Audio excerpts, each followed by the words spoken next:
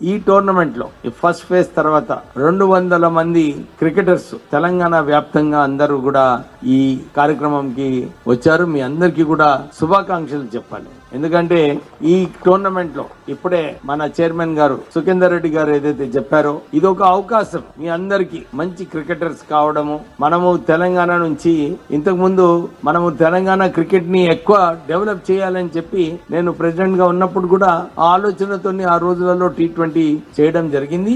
అప్పుడు కూడా అనుకున్నారు చాలా మంది కేవలం ఆ హైదరాబాద్ రంగారెడ్డి నుంచి టీమ్స్ గెలుస్తాయని. కానీ అప్పుడు ఆ రోజులలో ఆదిలాబాద్ నుంచి వచ్చి గెలవడం జరిగింది. అంటే ఆ టాలెంట్ ఏదైతే ఉందో గ్రామాలలో ఊర్లలో టాలెంట్ ఏదైతే ఉందో దానికి బయటికి వచ్చే అవసరం ఉంది. అందు గురించి ఈ టోర్నమెంట్ కూడా మనం అందరము టఫ్ వికెట్స్ మీద పెట్టుకోవడం జరిగింది. ఎందుకంటే టఫ్ వికెట్స్ మీద మీరందరూ ఆడినప్పుడే మీకు నిజంగా సరైన స్పీడ్ ఆఫ్ ద బాల్ ఎట్లా కొట్టాలి ఇవన్నీ కూడా మనకు తెలుస్తుంది.